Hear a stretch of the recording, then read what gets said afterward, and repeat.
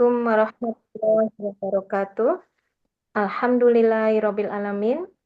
Alhamdulillahirabbil alamin. Alhamdulillahirabbil alamin. Segala puji dan syukur hanya milik Allah Subhanahu wa taala semata, karena hanya dengan nikmat dan karunia-Nya kita semua dipertemukan kembali di siang hari ini, insya Allah dalam kondisi sehat walafiat semuanya, dan siap untuk mendengarkan kajian Sirah Nabawiyah.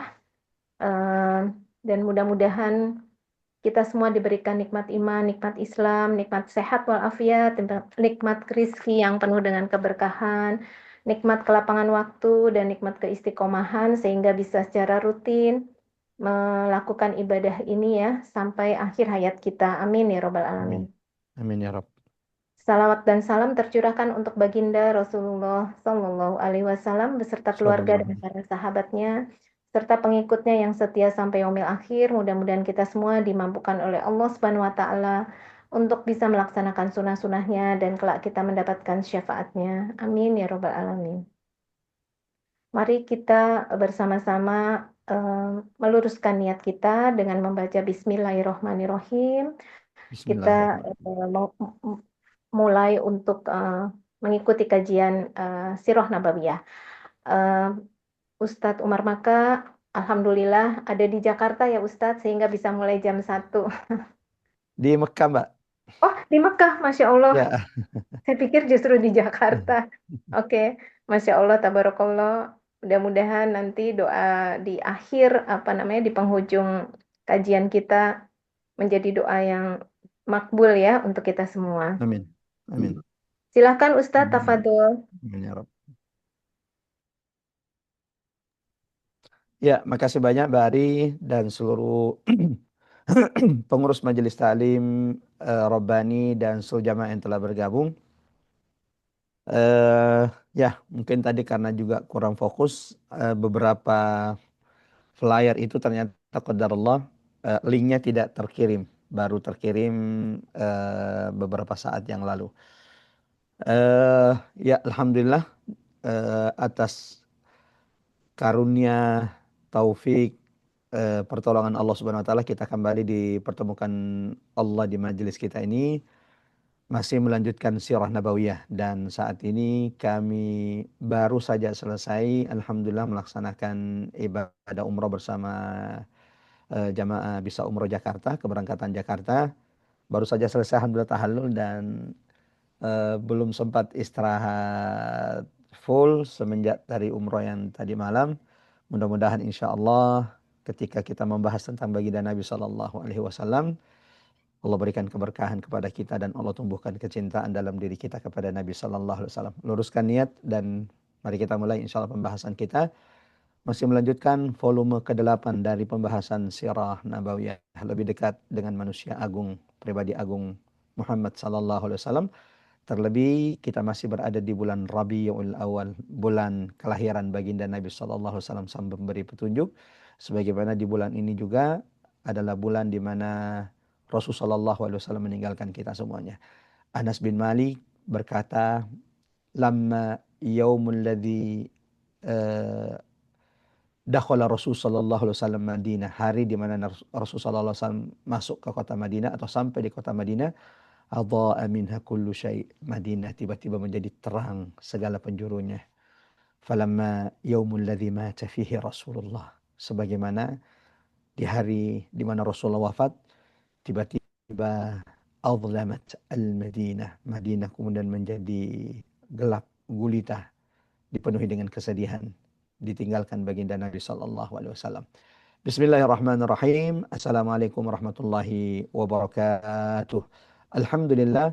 Alhamdulillahilladzi la ilaha illa huwal ahadus samad, lam yalid wa lam yulad wa lam yakul lahu kufuwan ahad. Asyhadu an la ilaha illallah wahdahu la syarikalah wa asyhadu anna Muhammadan abdullahi wa rasuluhul mab'utsu rahmatan lil alamin. Allahumma salli wa sallim ala Muhammad wa ala alihi wa sahabatihi ومن تبعهم بإحسان إلى يوم الدين. أما بعد، اللهم ارفعنا بالقرآن، اللهم انفعنا بالقرآن، اللهم علمنا القرآن. قل إن صلاتي ونسكي ومحياي ومماتي لله رب العالمين، رضيت بالله ربا وبالإسلام دينا وبمحمد صلى الله عليه وسلم نبيا ورسولا. Ibu-ibu, bapak-bapak, jamaah Majelis Ta'lim Rabbani yang semoga senantiasa dalam penjagaan, perlindungan, limpahan taufik dan rahmat Allah dimanapun berada. Mengawali kajian kita pada hari ini, Rabu 10 September. Masih di bulan Rabiul Awal 1447 Hijriah. Mari sama-sama kita mengagungkan asma Allah di majelis ini. Subhanallah. Walhamdulillah wa la ilaha illallah Allahu Akbar. Mudah-mudahan saat ini Allah turunkan rahmat keberkahan di tengah-tengah kita. Mudah-mudahan saat ini ada malaikat-malaikat Allah yang senantiasa berdoa beristighfar bagi setiap di antara kita. Mudah-mudahan kita tidak menutup meninggalkan majelis ini kecuali Allah sudah gugurkan, Allah sudah bersihkan dosa-dosa setiap di antara kita. Sebagaimana jemaah terhormat yang disabdakan baginda Nabi, wa man salaka tariqan yaltamisu fihi ilman, barang siapa yang kemudian menuntut ilmu, keluar menuntut ilmu, berusaha menuntut ilmu, sahalallahu lahu bihi tariqan ilal jannah. Allah akan memudahkan dengannya jalannya masuk surga. Mudah-mudahan apa yang kita lakukan hari ini mengkaji sirah sejarah baginda Nabi sallallahu alaihi wasallam, setelah sebelumnya di pekan yang lalu kita melanjutkan tadabbur surah Al-A'raf. Hari ini insya Allah kita akan melanjutkan Sirah Nabawiyah volume atau bagian ke-8, lanjutan pembahasan kita sebelumnya. Salawat dan taslim semoga senantiasa tercurahkan kepada baginda Nabi Sallallahu Alaihi Wasallam, kepada keluarga tercinta, kepada sahabat-sahabat Rasulullah dan seluruh umat yang senantiasa sabat teguh di atas kitabullah dan sunnah-sunnah Rasulullah Sallallahu Alaihi Wasallam. Salah satu hikmah, salah satu tujuan kita mengkaji sirah Nabi Sallallahu Alaihi Wasallam agar Allah semakin menumbuhkan kecintaan dalam diri kita kepada Rasul Sallallahu Alaihi Wasallam. Jika ahli kitab saja mengenali Nabi seperti mereka mengenali anak mereka sendiri, lalu bagaimana mungkin kita umat Nabi Muhammad SAW tidak sungguh-sungguh untuk mempelajari, mengenal lebih dekat pribadi agung mulia Rasulullah Sallallahu Alaihi Wasallam. Jemaat mutallah, akhwatal iman radhiyallahu wa iyyakum ajmain. Di pertemuan sebelumnya saya coba share materi yang akan kita bahas pada kesempatan kali ini. Mudah-mudahan insya Allah tidak ada kendala dari kota Mekah Al-Mukarramah. Ya, kami tadi malam tiba di Mekah sekitar jam 10 malam. Kemudian pelaksanaan ibadah umrah itu kita mulai jam 12.30, kurang lebih jam 1, selesai pas belum salat subuh. Balik ke hotel, Masya Allah, berbaring sejenak, lalu beberapa menit yang lalu siap-siap untuk kemudian melanjutkan pembahasan surah Nabawiyah kita. Jemaah yang terhormat Allah, ikhwatal iman azallahu wa iyyakum ajmain. Pada pembahasan kali ini kita masih melanjutkan pembahasan tentang masa remaja dan masa muda baginda Nabi sallallahu alaihi wasallam. Allahu Akbar. Kita mudah-mudahan insya Allah akan mendapatkan beberapa pengetahuan-pengetahuan penting, beberapa faedah-faedah penting dari sirah perjalanan hidup baginda Nabi Al-Atirah yang semerbak wangi. Di pertemuan sebelumnya kita sudah membahas beberapa poin penting, di antaranya bagaimana Nabi Shallallahu Alaihi Wasallam oleh pamannya Abu Talib ketika Nabi kurang lebih berumur 12 tahun dibawa untuk berdagang ke negeri Syam. Ini sudah kita bahas panjang di pertemuan sebelumnya. Nah, salah satu sebabnya yang disebutkan ulama, Abu Talib itu, jamaah yang dirahmati Allah, mencintai Nabi Muhammad melebihi kecintaannya kepada anaknya sendiri. Allahu Akbar. Ia bisa berlama-lama tidak melihat anaknya, tidak melihat putra dan putrinya, tapi Abu Talib tidak bisa berlama-lama tak melihat baginda Nabi sallallahu alaihi wasallam. Allahu Akbar. Ali bin Abi Thalib radhiyallahu anhu pernah berkata ketika mensifati menjelaskan tentang fisik baginda Nabi sallallahu alaihi wasallam, Sayyidina Ali berkata, "Man ra'ahu badihatan habahu wa man khalatahu ma'rifatan ahabbahu." Siapapun yang pertama kali melihat Nabi, dia pasti akan takjub dengan wibawa Rasulullah sallallahu alaihi wasallam. Allahu Akbar.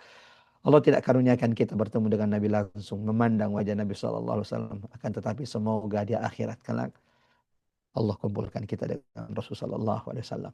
Allah rezekikan kita meminum dari telaga Nabi langsung dari Rasul sallallahu alaihi wasallam. Kemudian Ali bin Abi Thalib mengatakan, "Wa man khalatahu ma'rifatan ahabbahu." Siapapun yang sudah bermuamalah dengan Nabi, berbicara dengan Nabi, disenyumi oleh Nabi, duduk bersama Nabi, makan dengan Nabi, minum dengan Nabi, ahabbah. Ia pasti mencintai Rasulullah SAW. Maka bagaimana mungkin Abu Talib itu tidak mencintai Nabi? Ya. Bahkan saking tidak bisanya dia berpisah dengan Nabi, ia membawa anak saudaranya, keponakannya itu untuk berdagang bersamanya di negeri Syam.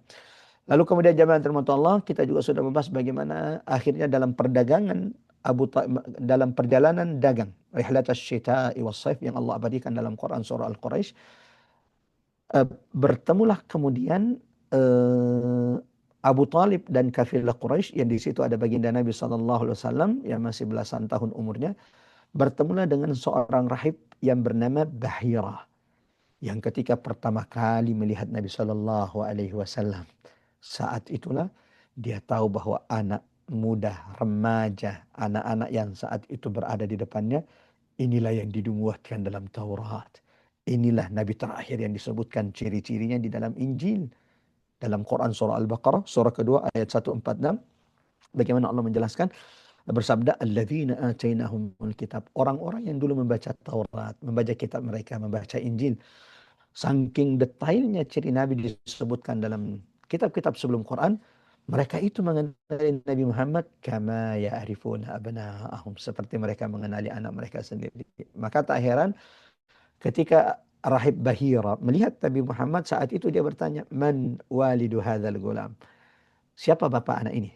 Lalu Abu Talib mengangkat tangannya, saya bapaknya. Lalu dengan tegas, dengan yakinnya, Rahib Bahira berkata, mustahil bapak anak ini masih hidup. Engkau pasti bukan bapaknya. Allahu Akbar. Lalu Abu Talib, ya, padahal ini pertemuan pertama dengan baginda Nabi. Tapi dengan yakinnya, Rahib Bahira mengatakan, mustahil anak ini bapaknya masih hidup. Anda bukan bapaknya. Saat itulah kemudian Abu Talib mengakui bahwa iya, dia bukan anak saya. Hadza ibnu akhi, ini anak saudara saya. Rahib Bahira segera menyuruh Abu Talib, bawa pulang anak saudaramu. Dan jangan sampai Yahudi itu mengetahui apa yang aku ketahui tentangnya. Jamaah dirahmati Allah, kemudian di pertemuan sebelumnya kita juga sudah membahas tentang Harbul Fijjar atau Harbul Fujjar, perang Fijjar, ya. Dinamai dengan perang Fijjar, jamaah yang dirahmati Allah, ikhwatal iman azanallahu wa iyyakum ajmain, karena peperangan ini adalah peperangan yang dipenuhi dengan dosa. Ya. Perang Fujjar atau perang Fijjar adalah peperangan yang dipenuhi dengan dosa, karena peperangan ini, dan itu terjadi di masa Nabi SAW. Ahli sejarah mengatakan umur Nabi ketika peristiwa ini terjadi peperangan antara orang-orang Quraisy dengan sekutunya dari Kinana. Jadi Quraisy dan sekutunya Kinana melawan Qais Ailan dan sekutu mereka dari Hawazin. Ya. Peperangan ini disebut dengan peperangan Fujjar atau Fijjar, peperangan yang dipenuhi dosa, karena peperangan itu terjadi di bulan haram, al-ashhurul hurum. Yang sebenarnya di bulan-bulan haram yang 4 ini itu dilarang terjadi peperangan. Tetapi orang-orang Quraisy, kesukuan mereka, fanatisme kabilah membuat mereka kemudian tidak menghormati bulan-bulan haram Allah Subhanahu wa taala.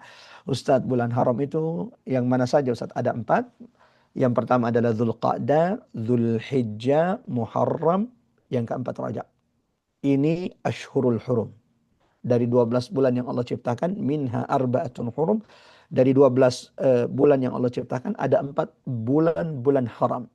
Diingat, Dzulqa'dah, Dzulhijjah, Muharram, dan yang keempat adalah Rajab. Nah, peperangan Fujjar itu terjadi. Ustadz, apakah Nabi SAW turut serta? Ya, Nabi dalam sebuah riwayat dikatakan bahwa Nabi itu tidak langsung berperang. Beliau yunawil, hanya menyiapkan anak panah bagi paman-pamannya. Kata ulama, di antara hikmahnya adalah karena ini adalah peperangan Fijjar yang melanggar aturan-aturan Allah Subhanahu wa taala, maka Allah jaga Nabi Muhammad tidak terlibat langsung dalam peperangan ini. Segitunya itu Nabi SAW dijaga oleh Allah Subhanahu wa taala. Sebagaimana di antara hikmah jamaah rahmat Allah yang dipetik dari peristiwa ini, datangnya Islam adalah rahmat bagi umat manusia. Datangnya Islam itu menyatukan umat manusia. Coba lihat bagaimana orang-orang Quraisy setelah datangnya Islam, setelah mereka kemudian berbondong-bondong masuk Islam, Allah jadikan keselamatan di tengah mereka. Peperangan antara kabilah yang dulunya sering terjadi, itu kemudian tiba-tiba berhenti di tengah-tengah Quraisy. Dan jangan lupa bahwa sebelum Nabi hijrah ke Madinah, yang dulunya masih bernama Yathrib, ada dua hal yang akan saya garis bawahi, bahwa Yathrib itu sebelum didatangi oleh Nabi terjadi perang saudara antara Aus dan Khazraj, sama-sama kabilah Ansar. Peperangan yang sudah lama terjadi di antara mereka. Kapan peperangan itu berhenti? Ketika Nabi sampai di tengah-tengah mereka. Nabi kemudian mempersaudarakan Aus dan Khazraj. Yang kedua, Madinah itu yang dulunya bernama Yathrib, kata Ibunda Aisyah, auba'a ardillah, bumi yang sangat mencekam karena wabahnya yang sangat menakutkan. Akan tetapi ketika Nabi hijrah ke Madinah, lalu cahaya Quran, cahaya Nabi menerangi kota Madinah, wabah penyakit yang dulunya ada di Yathrib itu kemudian berpindah meninggalkan kota Madinah. Sehingga hari ini kota terbaik yang paling berkah, kota Madinah. Kota Rasul Sallallahu Alaihi Wasallam yang menyimpan jasad manusia terbaik. Mudah-mudahan Allah senantiasa mampukan kita sampai ke Baitullah. Allah senantiasa mampukan kita berkunjung kepada baginda Nabi sallallahu alaihi wasallam. Sallu ala Nabi. Allahumma salli wa sallim ala Muhammad wa ala ali Muhammad. Jamaah yang dirahmati Allah, hari ini insya Allah kita akan melanjutkan pembahasan kita, ya, setelah Harbul Fijjar, setahun setelahnya. Peperangan yang melanggar bulan-bulan haram yang diharamkan di dalamnya terjadi peperangan. Setahun setelahnya Allah kemudian mendidik baginda Nabi dengan sebuah peristiwa yang terjadi di tengah-tengah Quraisy. Bapak-bapak, ibu-ibu yang dirahmati Allah, tolong digarisbawahi bahwa setiap peristiwa kejadian yang dilalui oleh baginda Nabi SAW itu adalah bentuk tarbiyah, cara Allah mendidik baginda Nabi Sallallahu Alaihi Wasallam. Harbul Fijjar, bagaimana Allah mendidik Nabi Muhammad Sallallahu Alaihi Wasallam agar ketika beliau menjadi Nabi dan Rasul menyatukan umat manusia. Bahwa peperangan itu, apalagi melanggar aturan-aturan Allah, tidak akan mendatangkan kecuali keburukan bagi umat manusia. Nah, Hilful Fudul atau perjanjian mulia itu, jamaah yang dirahmati Allah, terjadi setahun setelah Harbul Fijjar. Dan Nabi Sallallahu Alaihi Wasallam, jamaah rahmat Allah, juga mengikuti peristiwa tersebut. Ya. Dan ini bagian Allah mendidik, menyiapkan, mentarbiyah kekasih kita Muhammad Sallallahu Alaihi Wasallam. Ustaz, Hilful Fudul itu apa, Ustaz? Perjanjian damai itu apa? Piagam damai itu maksudnya apa? Jamaah rahmat Allah, dalam di buku-buku sirah seperti Ibnu Hisham, Ibnu Ishaq, dan buku-buku sirah yang lainnya, termasuk yang menjadi referensi kita di pertemuan kita ini, dan PDF-nya sudah kami kirimkan kepada panitia. Bagi jamaah yang dirahmati Allah yang menginginkan PDF-nya, langsung saja dikontak panitia pengurus dari Majelis Taklim Rabbani, Mbak Ari dan teman-teman yang lain. Ya, sebagaimana disebutkan dalam buku-buku sirah, ada seorang pedagang dari Yaman yang datang ke Mekah membawa barang dagangannya. Ia kemudian menjual barang dagangannya kepada salah satu tokoh Quraisy yang bernama Al-As ibn Wa'il. Jauh-jauh dari Yaman. Yaman itu ada di mana, Ustaz? Selatan kota Mekah. Kebiasaan orang Quraisy itu kan melakukan perdagangan. Rihlatas syita'i was-saif.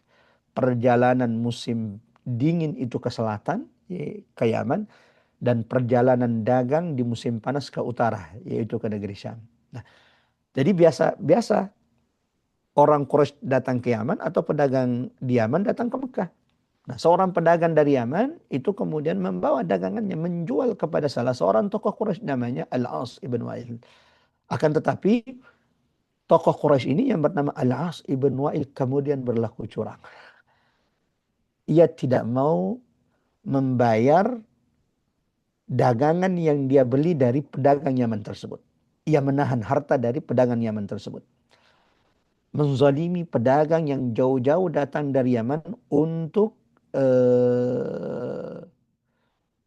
berdagang di Mekah. Apa yang dilakukan kemudian oleh pedagang dari Yaman ini ketika ia mendapati bahwa ternyata Al-As ibn Wa'il menzoliminya, tidak mau kemudian membayar dagangannya, dan dia sudah berusaha untuk kemudian meminta haknya. Pedagang dari Yaman ini kemudian naik ke atas bukit Abi Qubais, Jabal Abi Qubais. Jabal Abi Qubais yang mana Ustaz? Kalau bapak-bapak, ibu-ibu yang dirahmati oleh Allah Subhanahu wa taala berada di Hotel Zamzam menghadap ke Masjidil Haram, di sebelah kanan Masjidil Haram itu ada gunung yang kemudian hari ini dibanguni di atasnya istana raja, ya. Maka itulah yang dulunya disebut Jabal Abi Qubais, ya. Pedagang dari Yaman tersebut kemudian naik ke atas Jabal Abi Qubais, lalu kemudian meneriakkan di tengah Quraisy. Dia menyeru, dia menyentuh, dia berteriak, melaporkan, menyampaikan, berkeluh kesah kepada orang-orang Quraisy bahwa sesungguhnya dia sudah meninggalkan negerinya Yaman, datang ke sini berdagang. Tapi ternyata di tengah Quraisy, di tengah orang-orang yang tinggal di samping rumah Allah, Baitullah, dimuliakan oleh Allah, berada, tinggal di dekat Baitullah. Ternyata di tempat inilah dia dizolimi, hartanya diambil dan tidak diberikan haknya.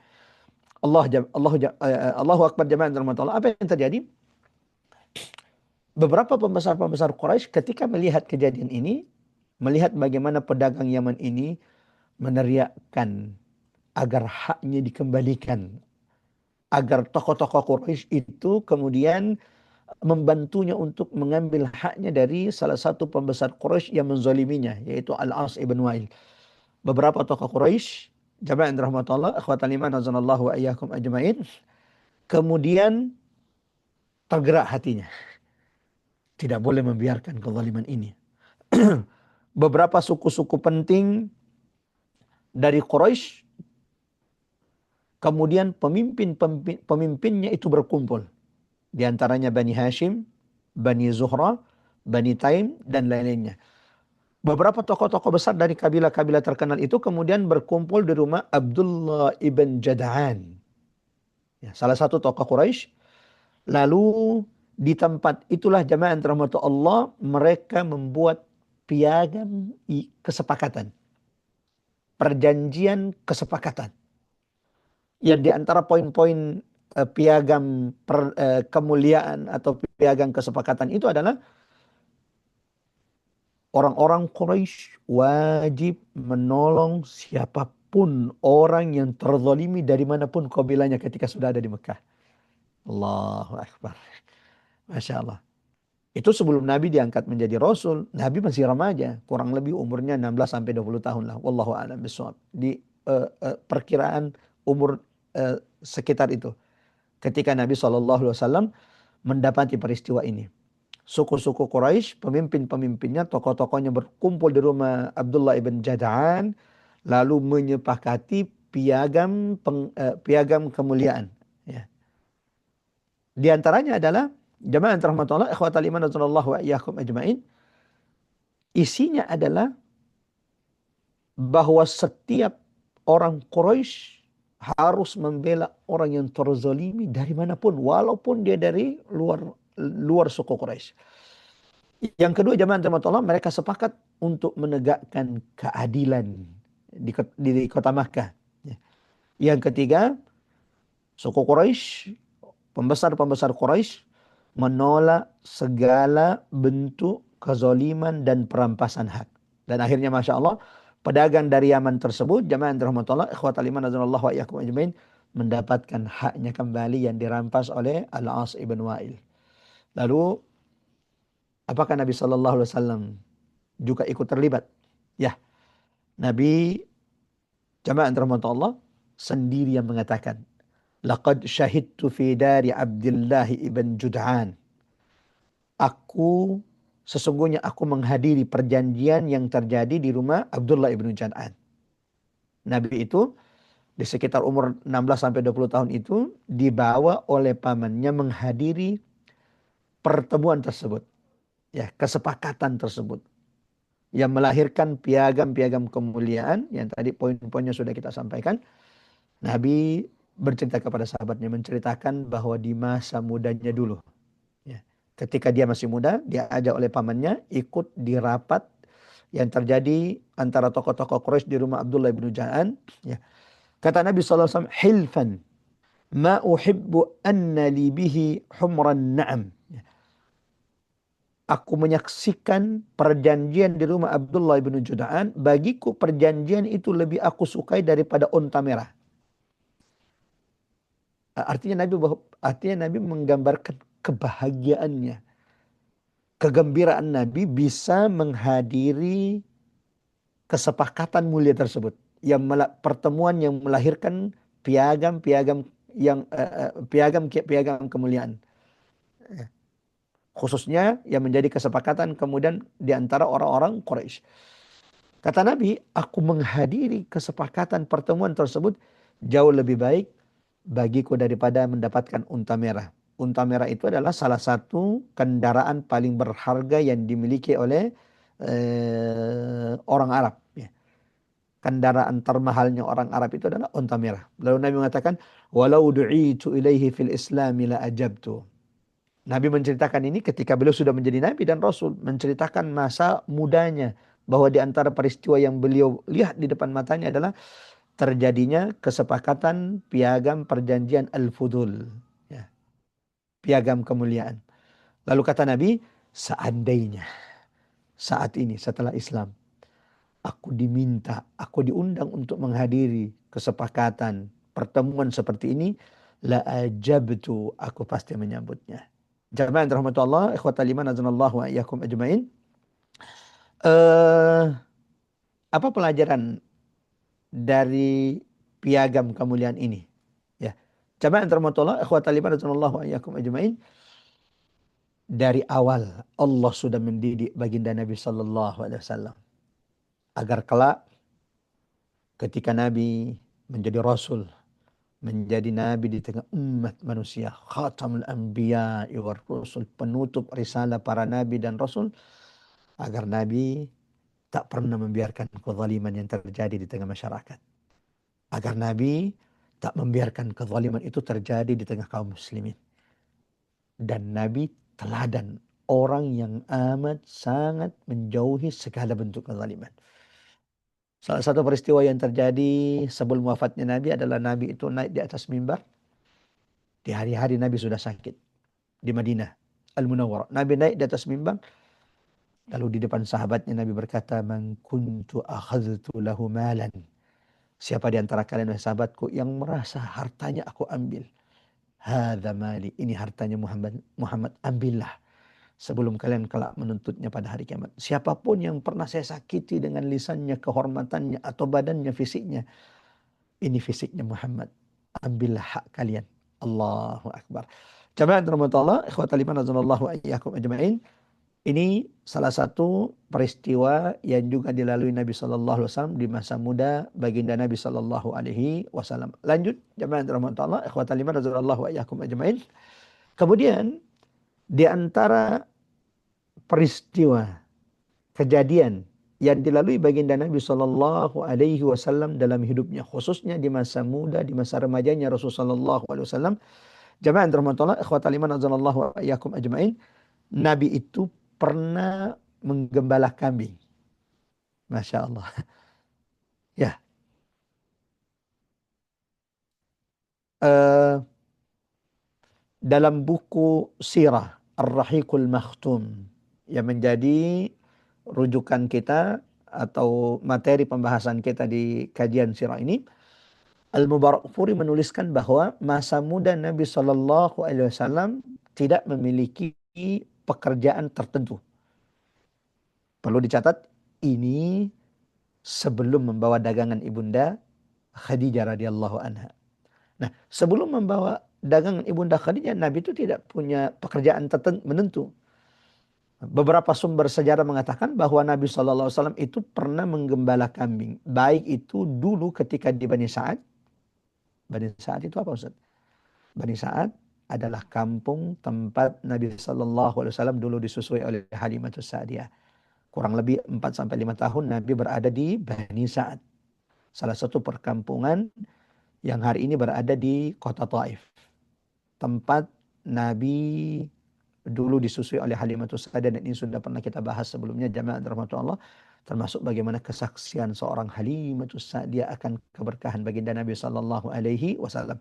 Sebagaimana jamaah rahmatullah ikhwatal iman nazarallahu wa iyyakum ajmain, Rasulullah sallallahu alaihi wasallam pernah mengembala kambing di Mekah, dan itu ditegaskan Nabi dalam sebuah hadis.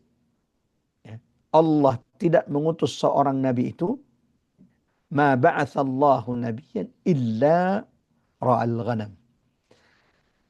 Tidak ada nabi yang diutus oleh Allah kecuali mereka itu pernah menjadi pengembala kambing. Termasuk Rasulullah sallallahu alaihi wasallam. Ya, Allahu akbar, enggak ada nabi satu pun, ma ba'atsallahu nabiyyan illa ra'al ghanam, kecuali menggembala kambing. Seandainya ibu-ibu, bapak-bapak ada di Mekah saat ini, saya akan tunjukkan di mana tempat kira-kira menurut ahli sejarah Nabi itu dulu menggembala kambing. Kalau tempat lahirnya Nabi dan rumah Ibunda Khadijah itu kan di dekat Bukit Marwah. Kalau jamaah pernah umroh, haji, sa'i antara Safa Marwah, keluar dari Marwah, keluar Marwah setelah kita sa'i, di sebelah kanan itu rumah Ibunda Khadijah. Menurut beberapa sumber sejarah. Nanti di sebelah kiri kita setelah WC itu adalah rumah tempat kelahiran Nabi yang hari ini menjadi perpustakaan. Atau dulu itu, sekarang sudah tidak dibuka juga, tetapi tempat itu masih ada sampai hari ini. Maulidul Huda, tempat lahirnya baginda Nabi sallallahu alaihi wasallam. Adapun jamaah rahmatullah, tempat mengembala kambingnya Nabi sallallahu alaihi wasallam, ya, beberapa sebagaimana disebutkan dalam hadis, Nabi itu menggembala kambing untuk tokoh-tokoh masyarakat, untuk penduduk kota Makkah yang dengannya Nabi mendapatkan upah beberapa qirat, beberapa dinar. Nabi itu menggembala kambing di daerah Ajyad, di dua Ajyad. Dua Ajyad itu adalah perkampungan yang dulu dikuasai oleh Bani Makhzum, Abu Jahal dan sukunya. Ya. Di tempat inilah jamaah rahmatullah Nabi sallallahu alaihi wasallam itu pernah menggembala kambing. Sebelum lanjut, menarik Masya Allah untuk dibahas. Jamaah rahmatullah. Apa hikmah? Bapak-bapak, ibu-ibu rahmatullah. Kenapa Allah mendidik para nabi dan rasul itu dengan menggembala kambing? Bahwa mereka itu pernah menggembala kambing. Nabi Musa menggembala kambing. Nabi Ibrahim menggembala kambing. Ma ba'athallahu nabiyyan illa ra'al qadam. Tidak ada nabi yang diutus oleh Allah kecuali mereka itu pernah menggembala kambing. Masya Allah. Semenjak mendengarkan hadis ini, kami pun bangga bahwa dulu waktu masih kecil, waktu SD itu pernah menjadi pengembala. Walau bukan kambing dulu yang kita gembala di kampung itu dulu menggembala dari SD sampai selesai SD 6 tahun masuk ke pesantren, itu menggembala kerbau. Ya, walaupun yang merupakan pekerjaan para nabi itu adalah ternyata menggembala kambing. Kenapa mesti kambing? Apa hikmahnya? Ya, beberapa ulama-ulama kita menyebutkan fikih, ya, pelajaran dari kenapa nabi-nabi itu Allah mentarbiyah, mendidik mereka di masa muda mereka dengan menggembala kambing. Apa pelajarannya? Apa hikmahnya? Di antaranya jamaah rahmatullah Allah, nabi itu kan ujiannya berat. Ya, semua nabi itu ujiannya berat, termasuk baginda Nabi sallallahu alaihi wasallam. Menggembala kambing itu kata ulama mendidik, ya, sifat sabar dan kepemimpinan. Ya. Jadi memang berbeda menggembala kambing itu dengan hewan yang lain. Kambing itu jamaah yang termotor kalau apa namanya itu, induknya atau jantannya yang dituakan di tengah-tengahnya itu sudah kita pegang, yang lain itu akan ikut. Dan masyarakat kan seperti itu. Kalau tokoh masyarakatnya sudah kita pegang, biasanya masyarakatnya itu sudah mudah untuk kemudian kita ajak, kita seru. Makanya ketika Nabi berdakwah ke Taif, yang pertama kali didatangi Nabi Shallallahu Alaihi Wasallam adalah pembesar Taif untuk diajak, ya, didakwahi untuk masuk Islam. Nanti insya Allah kita akan sampai pada pembahasan ini tentang bagaimana Nabi Shallallahu Alaihi Wasallam, jamaah yang dirahmati Allah, berdakwah ke Taif, dan bagaimana penduduk Taif itu menolak dakwah Nabi, bukan hanya menolak dakwah Nabi, bahkan melempari Rasul Shallallahu Alaihi Wasallam. Kami sendiri insya Allah besok itu akan berangkat ke Taif untuk kemudian menapaki jejak sirah baginda Nabi, tadabbur sirah, peristiwa Taif, salah satu peristiwa terberat dalam hidup baginda Nabi Sallallahu Alaihi Wasallam. Ya, jadi itu yang pertama, jamaah terhormat. Menggembala kambing itu ternyata mendidik sifat sabar dan kepemimpinan bagi si pengembalanya. Yang kedua, ya, kenapa Nabi Sallallahu Alaihi Wasallam Allah takdirkan di waktu kecilnya, ya, menggembala kambing, sebagaimana hadis Nabi Sallallahu Alaihi Wasallam. Lalu darinya Nabi mendapatkan upah. Ingat, setelah wafatnya kakeknya, Nabi itu diasuh oleh siapa? Abu Talib, pamannya, yang memiliki banyak anak. Tapi Abu Talib itu miskin. Allahu Akbar. Ya, banyak anaknya miskin. Tapi dialah yang mendidik Nabi. Dan Abdul Muttalib, kakek Nabi, berwasiat bahwa ketika dia meninggal, yang mengasuh Muhammad, cucunya, anaknya adalah Abu Talib. Itu wasiat dari Abdul Muttalib. Salah satu sebabnya kata ulama, karena dari sekian banyak paman Nabi, Abu Lahab paman Nabi, Al-Abbas ibnu Abdul Muttalib paman Nabi, Hamzah ibnu Abdul Muttalib juga adalah paman Nabi. Kenapa Abu Talib? Karena Abu Talib ternyata saudara kandung dari bapak Nabi Abdullah. Dan Masya Allah, Abu Talib itu terkenal dengan kelembutannya. Lingkungan itu membentuk karakter sifat seseorang. Kelembutan Nabi Muhammad tak lepas dari kelembutan orang-orang yang mendidik, menyayangi Rasulullah Sallallahu Alaihi Wasallam. Ya, apa bukti Ustadz kalau lingkungan itu membentuk kita? Karakter kita terbentuk dengan didikan orang tua kita. Umar ibn Khattab. Ini pengakuan seorang Amirul Mukminin Al-Faruq Umar, yang terkenal dengan sikapnya yang keras, tegas. Beliau mengatakan bahwa salah satu yang membuat sikap Umar ibn Khattab itu tegas, keras, dan setelah ia masuk Islam, sifat kerasnya itu kemudian banyak dihilangkan oleh Allah.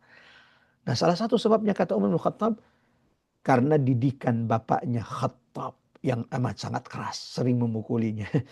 Umar bin Khattab ketika melewati lembah, dulu tempat dia mengembala onta dan tempat di mana ia dipukuli, di situ ia kemudian berhenti merenung sejenak dan meneteskan air mata. Ini pelajaran bagi kita jemaah rahmat Allah.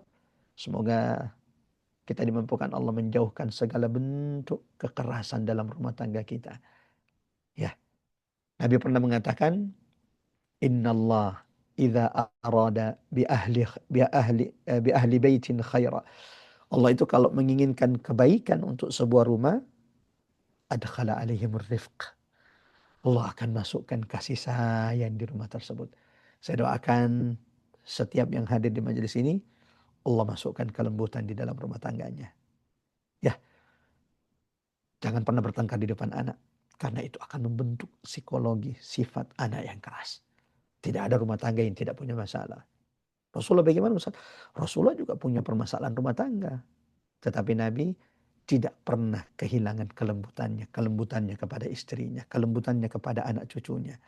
Nabi senantiasa merangkul mereka, menggendong mereka, bahkan ketika Nabi sholat, cucu-cucunya Al-Hasan wal Husain menjadikan Nabi tunggangan mereka. Sampai sahabat mengatakan, sebaik-baik tunggangan kalian wahai Hasan Husain, sebaik-baik tunggangan adalah tunggangan kalian wahai Hasan dan Husain.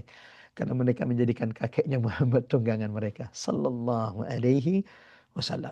Nah, dengan menggembala kambing untuk mendapatkan upah. Tujuannya apa Ustaz? Meringankan beban pamannya Abu Talib. Abu Talib itu punya banyak anak, tapi miskin. Nabi tidak ingin menjadi beban di tengah rumah tangga pamannya. Maka dia mulai berusaha mencari usaha meringankan beban pamannya Abu Talib. Maka tak heran, setelah Nabi itu menikah, jamaah rahmatullah, Setelah Nabi menikah dengan Ibunda Khadijah, lalu Allah kayakan Nabi Muhammad. Wa wajadaka a'ilan fa'agna. Setelah Nabi menikah dengan Ibunda Khadijah dan beliau dikayakan oleh Allah, apa yang dilakukan Nabi? Beliau membantu pamannya Abu Talib. Beliau meringankan beban pamannya Abu Talib. Beliau mengambil sepupunya Ali bin Abi Thalib tinggal bersamanya di rumahnya dan diterima oleh Ibunda Khadijah. Jadi selama ini kita tahu bahwa kenapa Ali bin Abi Thalib, Sayyidina Ali itu tinggal di rumah Nabi semenjak kecil, lalu kemudian setelah dewasa dinikahkan dengan putri Nabi Sallallahu Alaihi Wasallam. Sebabnya adalah Nabi mengajarkan kita untuk berbalas budi kebajikan kepada orang yang sudah memberikan kita kebaikan ketika kita masih kecil, ketika kita masih sulit. Seperti Nabi yang dulu diasuh oleh pamannya Abu Talib, maka ketika beliau sudah menikah dan menjadi kaya raya, ia kemudian membalas kebajikan pamannya. Diambilnya sepupunya yang saat itu masih kecil, tinggal bersamanya meringankan beban pamannya. Nah, Nabi hikmah kedua Nabi Shallallahu Alaihi Wasallam. Jadi kalau yang pertama tadi adalah itu cara Allah mendidik kesabaran dan kepemimpinan dalam diri Nabi Shallallahu Alaihi Wasallam. Yang kedua jabatan rahmatullah, ikhwatal iman azanallahu wa iyyakum ajma'in. Allah mengajarkan kemandirian dalam diri Rasulullah SAW sejak muda. Agar Nabi tidak berharap kepada makhluk. Agar Nabi menyelesaikan, agar Nabi SAW mengurus urusannya sejak dini dilakukan oleh Rasulullah SAW tanpa membebani orang lain. Yang ketiga jemaah dirahmati Allah, ya, menggembala kambing itu ternyata salah satu latihan kepemimpinan yang paling baik. Ya, kok bisa Ustaz? Satu tadi sudah sempat kita singgung bahwa seni menggembala kambing itu berbeda dengan menggembala ternak lain. Kalau sudah pegang kepalanya, kalau sudah pegang kepalanya, maka yang lainnya itu akan ikut. Itu satu. Yang kedua, coba perhatikan. Bapak-bapak, ibu-ibu yang dirahmati Allah Subhanahu wa taala. Khususnya bagi teman-teman, sahabat, ikhwah fillah yang dirahmati Allah yang pernah menjadi pengembala. Pengembala itu apa yang menjadi bebannya kira-kira? Apa yang menjadi pikiran seorang pengembala itu setiap hari? Kalau ada yang mau menjawab, silahkan diaktifkan mikrofonnya. Saya berharap ada yang mau berbagi ilmu. Dan saya doakan siapapun yang menjawab, Allah senantiasa mudahkan beliau dan keturunannya sampai ke Baitullah dan ke Madinah. Walau doa ini untuk semuanya insya Allah. Tapi semoga menjadi ilmu jariah. Siapapun yang menjawab. Eh, ya, Mencari itu, coba jawab ya Ustadz. silakan Mbak Arif. Apa yang menjadi Mencari beban? apa? Padang rumput untuk makan, makan kambingnya itu, kemudian eh, memastikan tidak ada yang hilang ya kambingnya semuanya selamat. Allahu Akbar. Makasih banyak Mbak Arif. Penggembala kambing itu yang menjadi kekhawatirannya adalah kalau besok ia tidak menemukan tempat ladang, menemukan makanan untuk kambingnya, rumput untuk kambingnya, sehingga kambingnya itu kelaparan. Pemimpin itu mestinya setiap pagi ketika dia bangun, yang menjadi beban pikirannya, jangan-jangan rakyat saya kelaparan. Jangan-jangan ada di antara rakyat saya yang tidak menemukan makanan mengenyangkan perutnya. Dan nanti Allah akan menghisapnya di hadapan Allah Subhanahu wa taala. Allahu Akbar. Allah mendidik kepekaan kepemimpinan ini dalam diri Nabi Muhammad semenjak muda dengan menggembala kambing. Penggembala itu pagi-pagi apa yang dipikirkan? Di mana lagi nih dapat rumput supaya kambingnya kenyang? Mestinya jadi presiden, jadi gubernur, jadi bupati. Ini pengingat bagi kita semuanya. Ya, termasuk rumah tangga kita, pemimpin rumah tangga kita. Yang difikirkan adalah bagaimana mengenyangkan perut rakyatnya. Sayangnya di Konoha, di negara-negara, banyak negara di atas muka bumi ini yang difikirkan orang bukan bagaimana rakyatnya, tiap hari bagaimana rakyatnya kenyang. Yang ada bagaimana merampok, bagaimana memeras, bagaimana mengambil keuntungan dari rakyat, bagaimana membuat sistem aturan untuk kemudian mengambil harta rakyatnya, bukan mengenyangkan rakyatnya. Ya, pemimpin itu, menjadi pemimpin itu adalah karunia. Ketika dia menggunakan kepemimpinannya, jabatannya sesuai amanah, Allahu Akbar. Salah satu orang yang kelak akan dinaungi di padang mahsyar, tidak ada naungan kecuali naungan Allah, adalah imamun adil, pemimpin yang bisa berlaku adil. Yang kedua, jamaah teman-teman, Allahu Akbar. Akademi kepemimpinan dari mengembala kambing. Ya. Pengembala itu setiap hari memikirkan bagaimana ternaknya itu kenyang. Semestinya pemimpin itu seperti itu. Bagaimana tiap hari memikirkan mengenyangkan perut rakyatnya. Yang kedua, seperti tadi yang sudah dikatakan Mbak Ari, penggembala kambing itu di pagi hari, di malam hari, mengkhawatirkan ancaman serigala yang datang ke kandang kambingnya, menculik kambingnya, mencederai kambingnya, membuat takut kambingnya, mengancam kambingnya. Semestinya pemimpin adil itu, pemimpin yang benar itu adalah pemimpin yang senantiasa memikirkan, menjaga rakyatnya. Jangan-jangan ada asing, ada yang bukan dari jenis kambing itu, serigala datang dari luar, mengambil rumput, mengambil makanan sering, atau bisa jadi kemudian mencederai kambing-kambing tersebut. Allahu Akbar. Sayangnya ini juga jarang diperhatikan sebagian pemimpin-pemimpin yang memang jamaah rahmatullah ikhwatal iman wa iyyakum ajmain, tidak memikirkan apa yang menjadi maslahat rakyatnya. Sepertinya memang sebelum menjadi presiden harus mengembala kambing semuanya. Ya, wallahu a'lam bishawab. Agar belajar dari baginda Nabi Sallallahu Alaihi Wasallam. Hikmah ketiganya jamaah rahmatullah, atau hikmah terakhir sebelum kita lanjut, Allah mengajarkan baginda Nabi semenjak muda agar Nabi tidak memakan kecuali dari hasil tangan Nabi Muhammad Sallallahu Alaihi Wasallam. Agar Nabi terbiasa dengan pekerjaan halal, sumber harta yang berkah. Ya, Nabi itu kalau mau jamaah rahmatullah tanpa kerja, Allah datangkan kebaikan bagi Nabi. Tapi coba perhatikan bagaimana Nabi keluar bekerja dengan tangannya, mencari rezeki yang halal untuk diri Nabi Sallallahu Alaihi Wasallam. Bahkan Nabi kemudian berkata, "Ma akala ahadun ta'aman qattun khairan min an ya'kula min amali yadih." Tidak seorang pun memakan makanan yang lebih baik dari seseorang yang memakan makanan dari hasil tangannya sendiri. Sebelum lanjut, sama-sama kita berdoa. Semoga Allah senantiasa lapangkan rezeki yang halal bagi kita semuanya, bagi keturunan-keturunan kita. Dan semoga Allah karuniakan rezeki terbaik kepada kita, yaitu rezeki yang kita dapatkan dari usaha tangan kita. Apapun bentuk usahanya. Ada yang bisnis makanan, ada yang punya bisnis kargo dan lain-lain. Ketahuilah, sebaik-baik rezeki adalah rezeki yang kau dapatkan.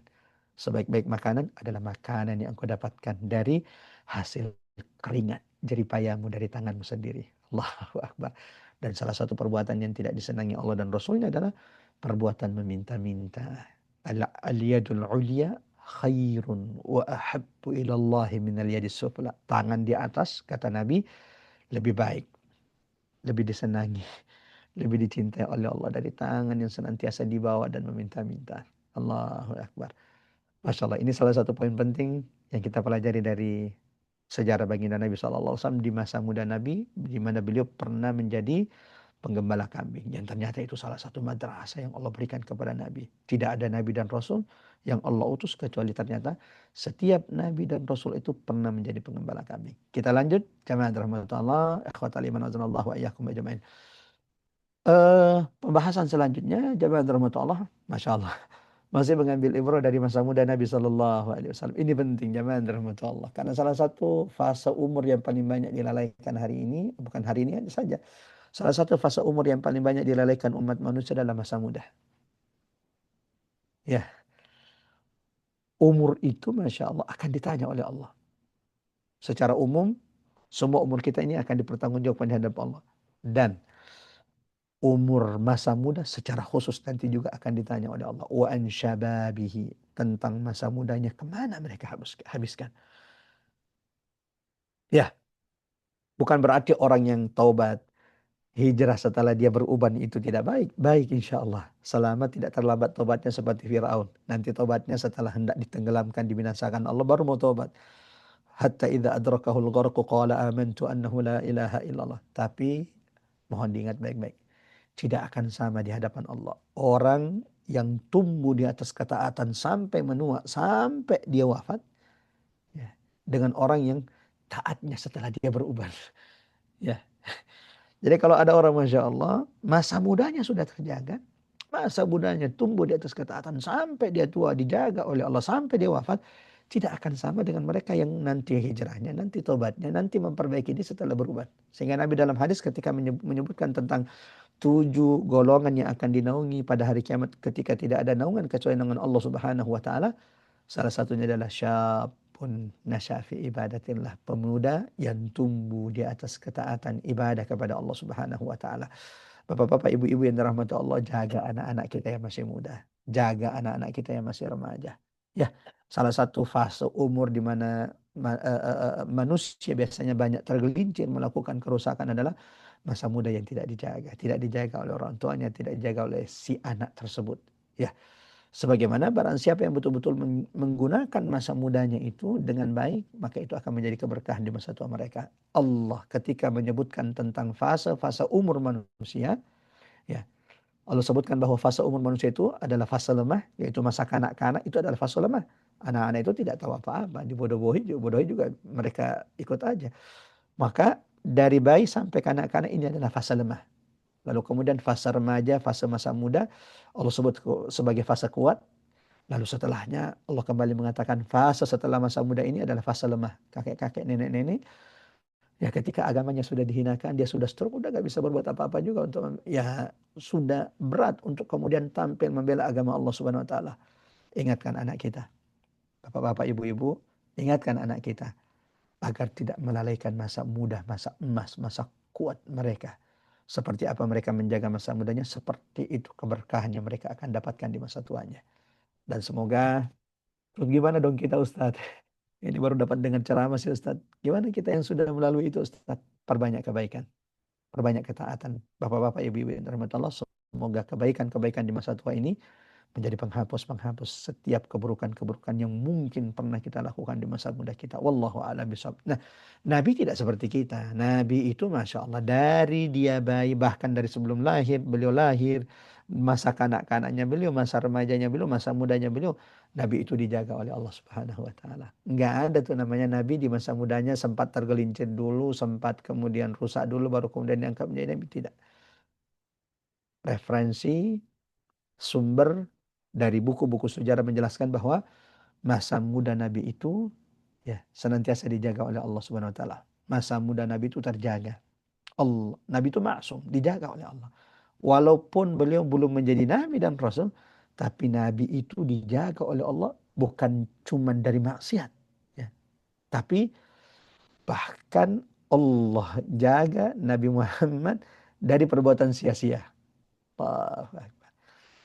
Allahu Akbar. Jadi bukan dari maksiat dimaksudkan Nabi dijaga, bahkan dari perbuatan sia-sia. Mari kita dengarkan apa yang disebutkan oleh ulama-ulama kita dalam buku-buku sirah mereka tentang masa muda Rasulullah sallallahu alaihi wasallam.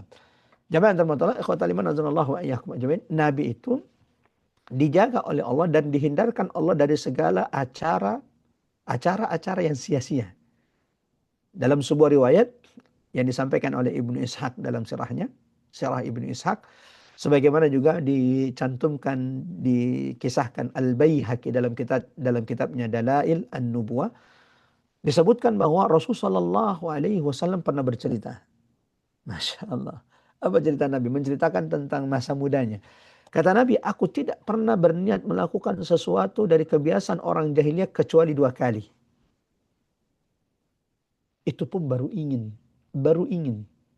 Setelahnya, jangankan melakukan, ingin saja melakukan perbuatan sia-sia orang jahiliyah, Nabi tidak pernah. Nabi mengatakan, Aku tidak pernah berniat melakukan sesuatu dari kebiasaan orang jahiliyah kecuali 2 kali dalam hidupku. Namun keduanya Allah jaga aku darinya. Masya Allah. 2 kali kepengen melakukan kebiasaan sia-sia orang Arab jahiliyah. Dan dua-duanya dijaga, dilindungi oleh Allah, dijauhkan oleh Allah. Seperti apa kisahnya? Kata beliau, pada suatu malam aku ikut menghadiri pesta pernikahan di Mekah. Sebagaimana yang dihadiri oleh para pemuda. Nabi itu kan dulu pekerjaannya menggembala kambing. Ketika Nabi menggembala kambing di sebuah tempat, lembah, lalu kemudian dia sepakat dengan temannya, menjagakan kambing-kambing temannya, dan temannya kemudian turun ke kota Makkah melihat apa yang dilakukan orang-orang Arab itu, pemuda-pemudanya di malam hari. Terus hari kedua juga seperti itu, si temannya baginda Nabi itu turun, ya, teman sesama penggembala turun menghadiri acara anak-anak muda di malam hari ketika ada pesta. Lalu dia pulang, dia ceritakan kepada baginda Nabi Sallallahu Alaihi Wasallam. Maka Nabi kemudian, karena 2 hari dia jagakan kambing temannya supaya dia bisa pergi melihat berada di tengah-tengah pesta orang-orang Quraisy itu. Setelah 2 hari giliran Nabi. Nabi pun akhirnya turun dari tempat beliau menggembala kambing ke tengah-tengah orang-orang Quraisy menghadiri pesta di malam hari yang dilakukan oleh anak, seperti yang dilakukan anak-anak muda. Aku duduk mendengarkan apa yang dilakukan orang-orang di sana. Baru saja duduk nih. Kata Nabi, tiba-tiba aku tertidur dan tidak bangun kecuali matahari sudah terbit keesokannya. Jadi baru saja duduk ingin melihat apa sih yang dilakukan orang di malam hari, yang kata temannya heboh sekali. Yang kata temannya itu apa namanya, acaranya sangat menarik. Nabi baru duduk melihat orang yang menyanyi. Tiba-tiba kantuk amat sangat berat dirasakan oleh Nabi. Dan saat itulah dia tertidur. Dan tidak terbangun. Kata Nabi, kecuali matahari sudah terbit keesokan harinya. Allahu Akbar. Keesokannya Nabi datang lagi 2 kali. Itu kali pertama seperti itu kondisinya. Besoknya datang lagi. Menghadiri acara yang pesta yang dihadiri banyak anak-anak muda di Quraisy. Seperti malam sebelumnya Nabi kembali duduk ingin melihat, ingin mengetahui apa yang dilakukan anak-anak muda di malam hari. Tiba-tiba jamaah dirahmatullah akhwata liman azanallahu wa iyyakum ajmain, kembali Nabi merasakan kantuk yang sangat berat. Lalu beliau tertidur dan tidak terbangun kecuali ketika matahari itu sudah terik. Kata Nabi, dan setelah itu aku tidak pernah mengulanginya lagi. Satu pelajaran dari sini jamaah rahmatullah. Salah satu tanda keislaman orang itu baik, dan itu yang dicontohkan baginda Nabi. Tarkuhu ma la ya'nihi. Salah satu tanda Islam itu sudah baik adalah ketika kita dimampukan Allah meninggalkan segala hal yang tidak bermanfaat bagi kita. Saya sedang menasihati diri saya, semoga ini menjadi pengingat bagi Al-Fakid, dan kita saling mengingatkan wa tawassaw bil haqqi wa tawassaw bis sabr. Sebagaimana dalam Quran surah Al-Mu'minun, Quran surah 23, Allah bercerita tentang sifat-sifat hamba-hamba Allah yang kelak akan mewarisi surga Firdaus. Siapa yang tidak ingin masuk surga Firdaus? Bukankah Nabi mengatakan, idza talabtumul jannah, kalau kalian minta surga kepada Allah, jangan tanggung-tanggung, fatlubul firdaus al-a'la, minta surga Firdaus tertinggi Allah. Al-Mu'minun, Quran surah Al-Mu'minun, Allah menggambarkan, menceritakan sifat-sifat orang-orang yang kelak akan dimasukkan Allah ke surga Firdaus. Salah satunya adalah وَالَّذِينَ هُمْ عَنِ اللَّغْوِ مُعْرِضُونَ.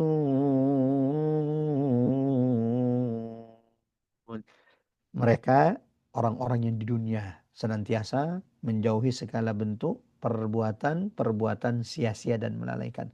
Semoga ini menjadi pengingat kita dan kita dimampukan meladani baginda Nabi sallallahu alaihi wasallam. Sebagaimana jemaah rahmatullah Allah, Ibnu Katsir dalam kitab Al-Bidayah wan Nihayah jilid 2 menukil bahwa Nabi itu sejak kecil hingga beliau dewasa. Ya, Nabi itu sejak kecil hingga beliau dewasa, Nabi Shallallahu Alaihi Wasallam tidak pernah memakan daging yang dipersembahkan untuk berhala. Ya, Masya Allah. Nabi itu tidak pernah dari kecil sampai dewasa memakan daging yang diperuntukkan untuk berhala. Sedikit tahadduts bin ni'mah jamaah rahmatullah Allah. Ketika kami dulu selesai SD, lalu kemudian masuk pesantren, dan salah satu tradisi kebiasaan yang perlu untuk dirubah di tengah masyarakat di tempat kami di Bone itu, kalau di sini ada teman-teman dari jamaah dari Bone pasti tahu, kebiasaan biasanya orang tua kita dulu tuh kalau sebelum panen, setelah panen, atau ada hajatan, kumpul, sembeli ayam, sapi, dan lain-lainnya. Lalu kemudian mulailah makanan-makanan itu diperuntukkan untuk nenek moyang. Yang ini untuk nenek saya yang di tempat ini untuk nenek saya. Seperti itu biasanya. Gimana rahmatullah. Ikhwatal iman azanallahu iyyakum ajmain. Ketika kami masuk pesantren, mulai menghafal Quran saat itu, mulai belajar agama, salah satu nasihat guru kami adalah jangan pernah memakan makanan yang diniatkan untuk sesajen. Makanan ayam, ayamnya sih halal, tapi masalahnya diperuntukkan untuk penunggu sungai ini, penunggu gunung ini, penunggu tanah ini, jangan pernah dimakan. Sehingga dulu orang tua itu ada fasenya. Jadi orang tua masih melakukan, tapi karena mendengarkan nasihat dari pimpinan, akhirnya orang tua itu menyisahkan makanan yang tidak diperuntukkan, ya, yang tidak apa namanya, yang kalau di istilahnya di buku itu tidak dibaca-bacai, artinya tidak diperuntukkan untuk nenek moyang atau untuk penjaga ini. Jadi orang tua itu masih menyisihkan, nggak boleh ini anak saya menghafal Quran ini nggak boleh makan seperti ini. Sampai akhirnya Allahu Akbar, Allah beri hidayah keluarga besar kami meninggalkan tradisi hal-hal yang memang jauh dari petunjuk agama kita.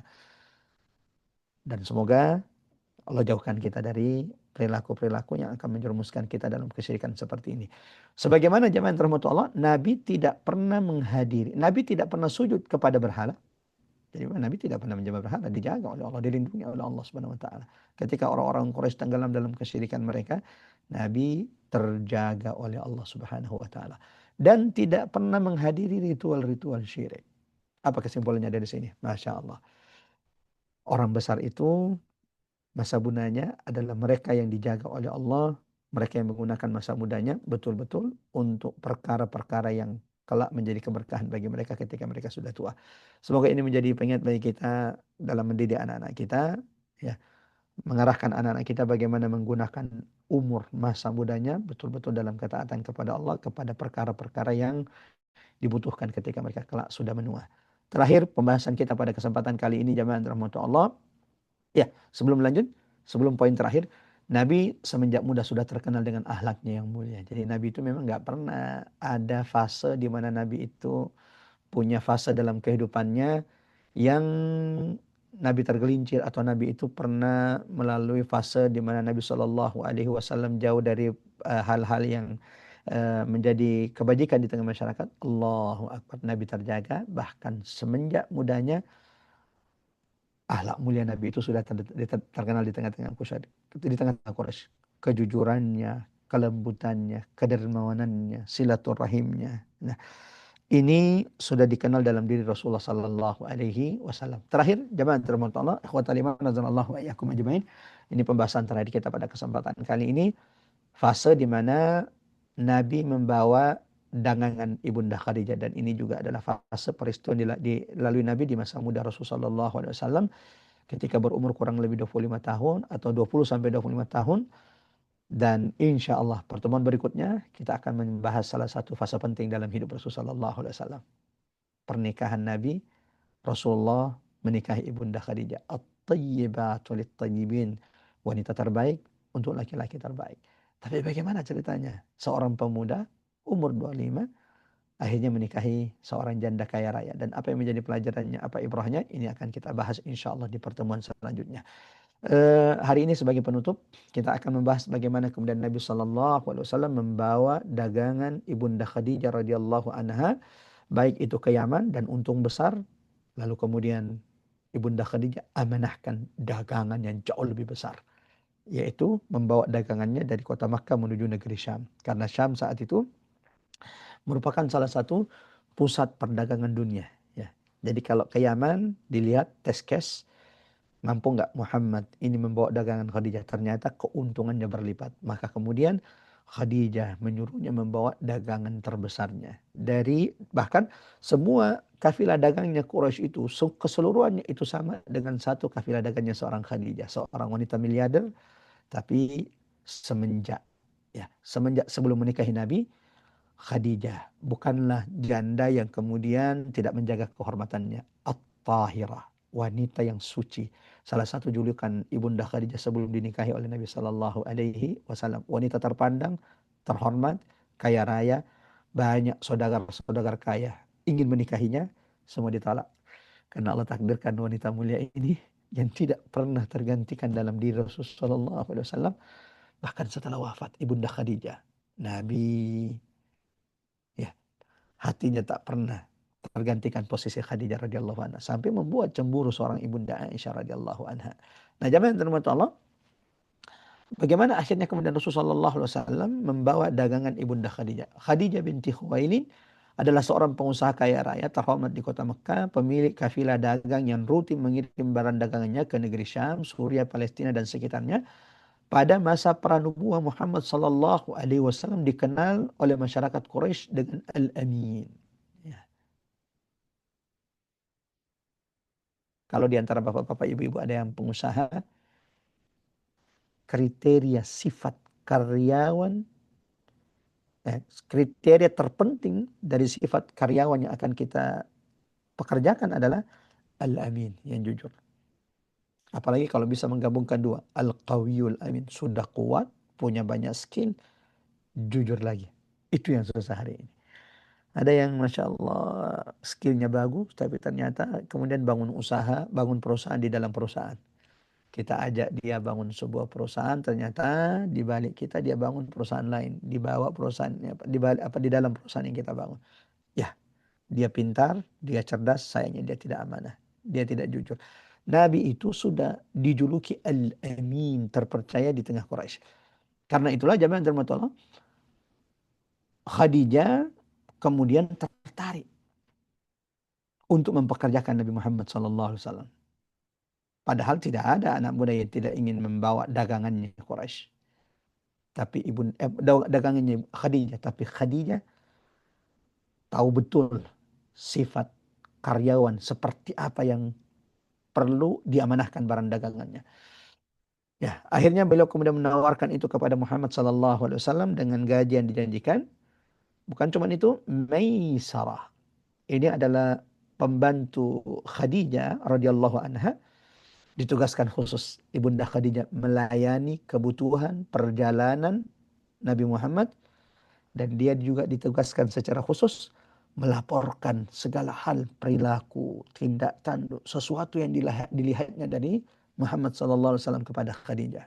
Masya Allah. Jadi di pembantu yang disiapkan itu sekaligus mata-mata untuk melihat seperti apa Muhammad itu. Apa rahasianya sehingga dia mendapatkan keuntungan di dagangan pertamanya. Sehingga di dagangan kedua ini disiapkan untuk membawa dagangan yang jauh lebih besar. Jamaah termutallah, ikhwatal iman Allah wa iyyakum ajmain. Maisarah ya, kemudian melaporkan beberapa hal kepada Ibunda Khadijah dari perjalanannya bersama Muhammad sallallahu alaihi wasallam. Yang pertama, dia melaporkan akan kejujuran baginda Nabi sallallahu alaihi wasallam. Dia melaporkan, wahai Khadijah, keberkahan dalam dagangan, keuntungannya jauh lebih berlipat dibanding sebelum-sebelumnya. Dia juga menceritakan bagaimana perlindungan dan pertolongan dari Allah yang diberikan kepada Muhammad sallallahu alaihi wasallam. Apa itu? Dalam perjalanan dagang Nabi sallallahu alaihi wasallam, Nabi senantiasa dinaungi oleh awan. Allahu Akbar. Ketika Nabi berhenti, awan itu berhenti. Nabi berjalan, awan itu berjalan. Ini diceritakan Maisarah karena beliau sendiri merasakan, melihat, mempercayai Nabi saat itu. Dan menariknya zaman Allah, Maisarah ini bukan perempuan, Maisarah laki-laki. Kecuali kalau di Indonesia Maisarah jadi laki-laki, jadi perempuan. Maisarah tidak ditemukan sejarahnya dalam buku-buku sejarah kecuali dalam peristiwa ini ketika bersama Nabi Muhammad membawa dagangannya ke Syam. Apalagi Maisarah kemudian juga menceritakan bagaimana kejadian yang dialami bersama seorang rahib. Ya, di sebuah tempat di bawah pohon, ketika Nabi berada di bawah pohon, Maisarah didatangi oleh seorang rahib. Lalu kemudian rahib itu berkata, tidak ada yang duduk di bawah pohon ini illa wa huwa nabi. Siapa pemuda itu wahai Maisarah? Namanya Muhammad. Dari mana dia berasal? Dari Quraisy. Lalu dijawab oleh rahib tersebut, tidaklah anak muda yang duduk di bawah pohon itu kecuali dia itu adalah seorang nabi. Allahu Akbar. Allahu Akbar. Sebagaimana jamaah terhormat Allah, Maisarah juga menceritakan akhlak dan kesantunan Nabi yang dirasakan dan dirasakan oleh pedagang-pedagang yang ditemui oleh Nabi Muhammad sallallahu alaihi wasallam. Dari situlah kemudian Ibunda Khadijah mencari cara bagaimana bisa menikahi pemuda, ya, bukan kaya, tapi dia adalah pemuda yang jujur, pemuda yang berkah, pemuda yang memiliki keistimewaan yang tidak ditemukan dari pemuda-pemuda saat itu di tengah-tengah Quraisy. Mudah-mudahan singkat ini bermanfaat jamaah rahmat Allah. Kita akan melanjutkan insya Allah pembahasan kita 2 pekan lagi. Karena pekan depan insya Allah kita akan bahas tentang melanjutkan tadabbur surah Al-A'raf. Setelah itu pekan berikutnya, jika Allah panjangkan dan berkah umur kita akan melanjutkan sirah, pembahasan sirah nabawiyah lebih dekat dengan baginda Nabi sallallahu alaihi wasallam. Barakallahu fikum. Kita tutup dulu dengan baca doa kafaratul majlis, atau sebelum doa kafaratul majlis sama-sama kita baca surah Al-Asr, kemudian setelah itu kita baca doa kafaratul majlis. Sama-sama kita baca surah Al-Asr. A'udzu billahi minasyaitonir rajim. Bismillahirrahmanirrahim. Wal 'ashr innal insana lafi khusr illa alladziina aamanu wa 'amilus shalihat wa tawashaw bil haqqi wa tawashaw bis sabr. Kita tutup dengan doa kafaratul majlis. Subhanakallahumma bihamdik asyhadu an la ilaha illa anta nastaghfiruka wa natubu ilaik. Wa sallallahu ala Muhammad wa ala ali Muhammad walhamdulillahi rabbil alamin. Kami serahkan kepada host kita, pembawa acara kita, Mbak Ari dari Majelis Salim Rabbani. Tafadhal Mbak Ari. Terima kasih Ustadz Umar Maka. Alhamdulillah kita sudah menyelesaikan kajian Sirah Nabawiyah siang hari ini sampai dengan uh, niat Khadijah ya untuk menikahi Rasulullah, dan akan dilanjutkan di 2 minggu yang akan datang Ya, dengan kisah pernikahan Rasulullah dengan dengan Ibunda Khadijah. ya. Ya, silahkan Bapak dan Ibu yang sudah menyimak kajian ini dari awal sampai akhir, jika ingin mengajukan pertanyaan, kami persilahkan bisa unmute langsung atau mau menuliskan pertanyaan di room chat juga boleh, nanti saya bantu membacakannya. Silakan.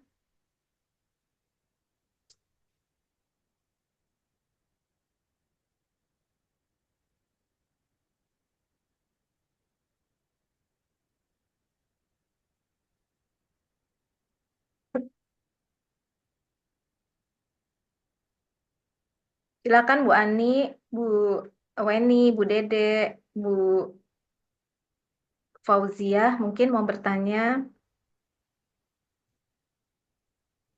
Mbak Tatat. Masya Allah. Silakan Mbak Ari. Ya, belum ada yang bertanya. Ya, jika belum ada, mungkin kita eh, tutup dengan doa dari kota Mekah. Dan Baik, Ustaz. baru saja selesai ihram, baru saja tahallul. Mudah-mudahan insya Allah masih berkah nih doanya. Amin ya Dan Rabbal semoga Alamin. diijabah oleh Allah Subhanahu wa taala. Ya, eh mari kita tutup dengan doa jemaah jemaat Allah, dan semoga suatu saat insya Allah Allah rezekikan kita bisa dipertemukan duduk di majelis ilmu di Madinah dan duduk di majelis ilmu di Mekah. Khususnya semoga nanti bisa menapaki jejak perjuangan dan dakwah Nabi sallallahu alaihi wasallam baik nanti di Uhud atau kemudian di Taif. Dan saya doakan semoga jamaah dilapangkan rezekinya oleh Allah, senantiasa dimampukan, dimudahkan sampai ke Baitullah, ke Madinah, termasuk Amin. Al-Aqsa bersama keturunannya, bersama orang-orang yang dicintainya. Allahumma amin. Kita mulai dengan istighfar 3 kali. Setelah itu silahkan diaminkan doanya. Astagfirullahaladzim, astagfirullahaladzim, astagfirullahaladzim, alladzi la ilaha illa huwal hayyul qayyum, atubu ilaih. Allahumma ya Rahman ya Rahim. Allahumma ya dzal jalali wal ikram. اللهم يا مجيب المضطر إذا دعاه. اللهم لا تدع في مقامنا هذا ذنبا إلا غفرت، ولا هما ولا غما إلا فرجت، ولا مريضا إلا شفيت ولا حاجة من حوائج الدنيا إلا يسرتها يا أرحم الراحمين.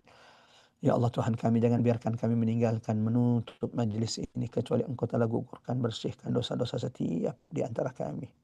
Allahumma ya Allah, zalamna anfusana wa illam takfir lana wa tarhamna lanakunanna minal khasirin.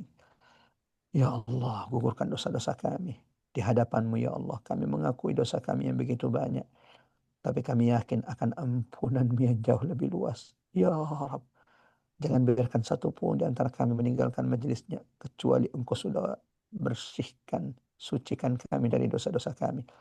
Allahumma ya Allah Tuhan kami, siapapun di antara kami yang saat ini sedang Engkau uji dengan penyakit. Ya Rabban Nas, wahai Tuhan manusia, kepadamu kami memohon pertolongan dan kepadamu hanya kami menyembah ya Allah. Jangan biarkan kami meninggalkan majelis ini kecuali Engkau telah turunkan kesembuhan kepada siapapun yang sakit di antara kami. Allahumma ya Allah Tuhan kami. Siapapun di antara kami yang saat ini sedang kesulitan, sedang bersedih, Engkau Tuhan kami Allah yang Maha Kuasa atas segala sesuatu. Berikan jalan keluar atas kesulitan setiap di antara kami ya Allah. Angkat kesedihan saudara-saudara kami ya Dzal Jalali wal Ikram. Allahumma ya Allah, inna nas'aluka kulla khairin ma sa'alaka bihi nabiyyuka sallallahu alaihi wasallam wa na'udzu bika min kulli syarrin ma sta'adza bihi nabiyyuka sallallahu alaihi wasallam. Ya Allah, kami hamba-Mu yang lemah, kami butuh pertolongan-Mu ya Allah, butuh rahmat-Mu ya Allah. Allahumma ya Allah Tuhan kami memohon kepadamu setiap kebaikan yang pernah dimohonkan baginda Nabi sallallahu alaihi wasallam kepadamu. Sebagaimana ya Allah kami memohon perlindungan darimu dari segala bentuk keburukan, kejahatan yang baginda Nabi pernah memohon perlindungan darimu. Allahumma ya dzal jalali wal ikram. La tuzigh qulubana ba'da idh hadaytana wa hab lana min ladunka rahmah innaka antal wahhab.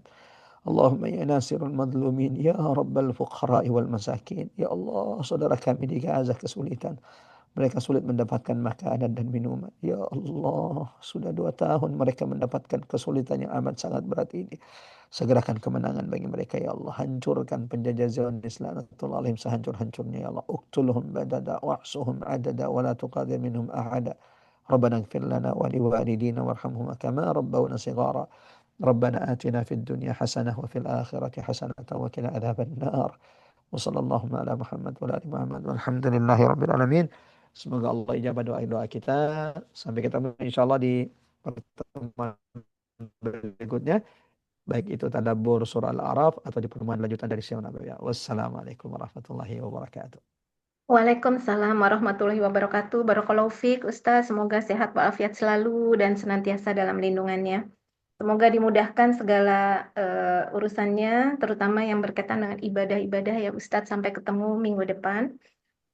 Terima kasih Bapak dan Ibu yang sudah menyimak kajian ini dari awal sampai akhir. Barakallahu fikum. Semoga bisa memberikan manfaat untuk kita semua dan sampai jumpa di kajian Tadabur Surat Al